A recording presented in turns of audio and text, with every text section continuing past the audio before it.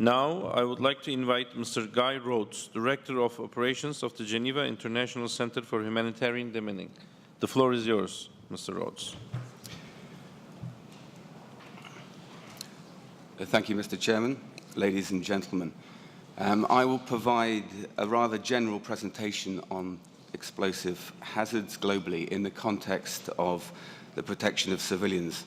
I start with looking back in history before moving forward to the present. It's been 100 years since the start of the First World War, and parts of Belgium and France remain plagued with unexploded ordnance.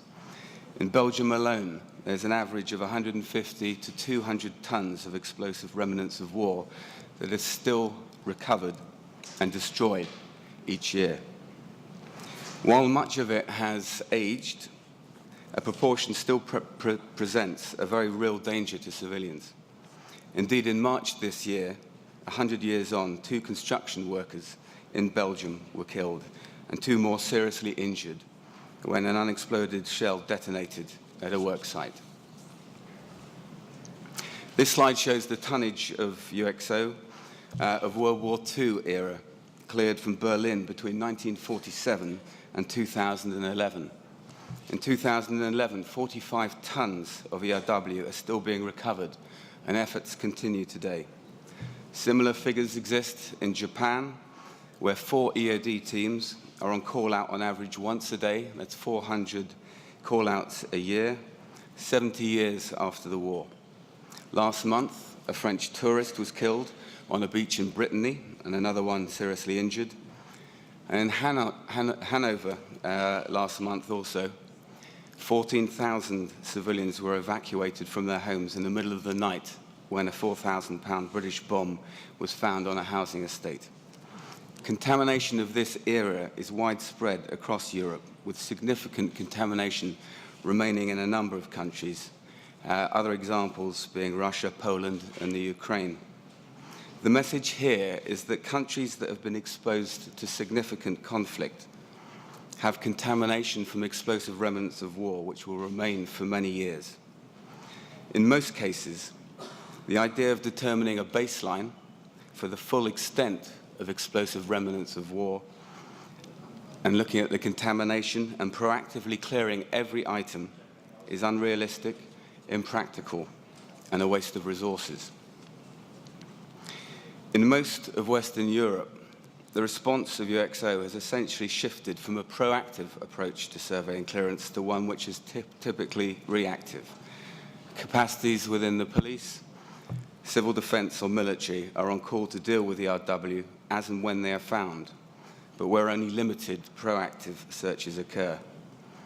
The image on the right shows an area developed for the Olympic Park facilities in London in 2012. The Olympic Park construction occurred in the Docklands of London, and risk management models based on bombing data from the World War II were used to help advise on mitigation approaches. In other parts of Europe and the world where conflicts are more recent or ongoing, civilians are, of course, exposed to far greater risks from explosive hazards, requiring both political and operational approaches to be on another scale in order to protect civil populations.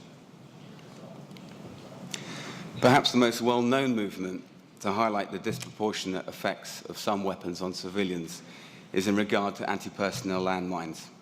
Anti-personnel mines are cheap to produce, easy to lay, victim-activated, they are long-lasting, difficult to detect, and expensive to clear. The Anti-Personnel Mine Ban Convention, or Ottawa Treaty, has been instrumental in protecting civilians from this type of explosive device, banning the use, stockpile, and export of anti-personnel mines, and also requiring states party to the convention to survey and clear contamination on their territory within a period of 10 years. 182 countries have signed the convention, but the implications and the associated stigma around the use of mines make the convention even more wide-ranging in its impact. A similar, more recent convention came into force in August 2010, the Convention on Cluster Munitions. This too prohibits all use, production, transfer, and stockpiling. Cluster munitions affect civilians disproportionately for a number of reasons. They have a wide area effect and are unable to distinguish between civilian and combatants, and cluster munitions leave behind a proportion of unexploded submunitions which are particularly lethal and pose a threat for many years, and we see this certainly the case in Laos PDR and Vietnam. Currently, the Convention has 113 signatories, out of which 84 are also state parties. Although any similar ban on anti-vehicle mines is some way off, the impact of anti-vehicle mines should not be understated, both in a humanitarian setting where aid delivery and the movement of displaced populations are concerned, but also in the development context, many years after a conflict is finished. In Cambodia, over the last 5 years, for instance, there have been 324 reported victims of anti-personnel mines, but also 283 victims from anti-vehicle mines. Victims from anti-vehicle mines exceeded those victims from anti-personnel mines for the first time last year. Even if the production of anti-vehicle mines is unlikely to be prevented, certain measures should be promoted in future to increase the protection of civilians and assist clearance activities. This can be supported by placing a greater emphasis on the need to record geographic coordinates of mines and minefields as stipulated in the Convention on Certain Conventional Weapons. A greater focus on anti-vehicle mine recognition and impact in risk education programs is essential, and states should also explore ways to improve detectability, including perhaps a minimal metal content specification in future production models.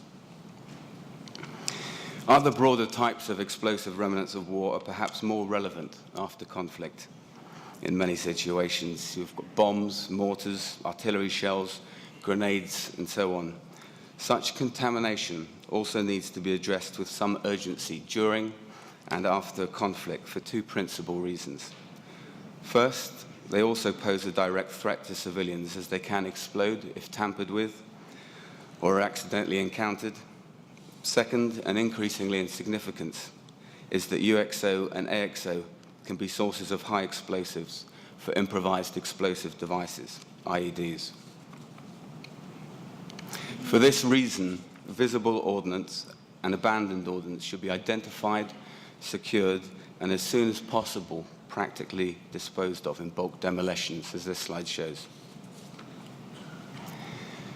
A source of explosives for IEDs is not just limited to AXO and UXO on the battlefield or from former exercise grounds and ranges, but can be recovered from poorly secured or overrun ammunition depots.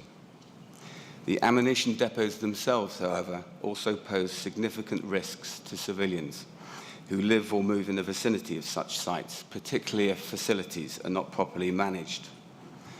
Where fires occur, or when unstable ammunition ignite whole depots, there are devastating effects. Such accidents are sadly fairly commonplace, occurring 2 to 3 times a month, with a frequency that appears to be on the rise, according to research from the Small Arms Surveys and others. Between 1998 and 2011, 302 instances of unplanned explosions in 76 countries have been recorded, though the actual figure may be more. Approximately 4,000 people have been killed, 12,000 injured linked to these instances. Explosions in Nigeria in 2002 and Congo-Brazzaville in 2012 are particularly remembered as they resulted in huge numbers of victims due to ammunition sites being located in built-up areas. In addition to the appalling victim counts, the political and economic costs of unplanned explosions are also very high.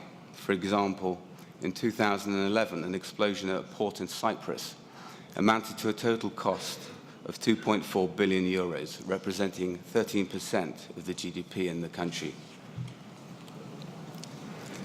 Without going into details, much can be done to make ammunition stocks safer and to reduce potential for theft of ammunition, sabotage, or unplanned explosions. And the OSCE is particularly active in this regard.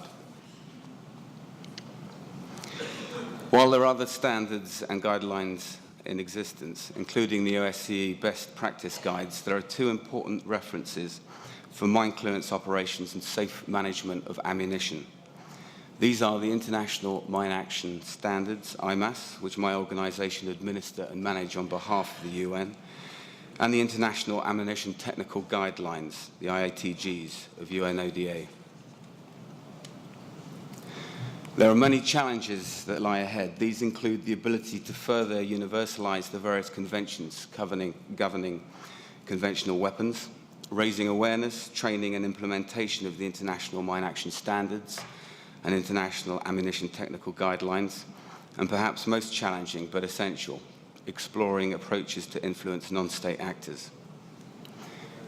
I leave you with this image from France to reinforce the notion that the legacy of conflict from the perspective of explosive hazards is often long-lasting. Thank you.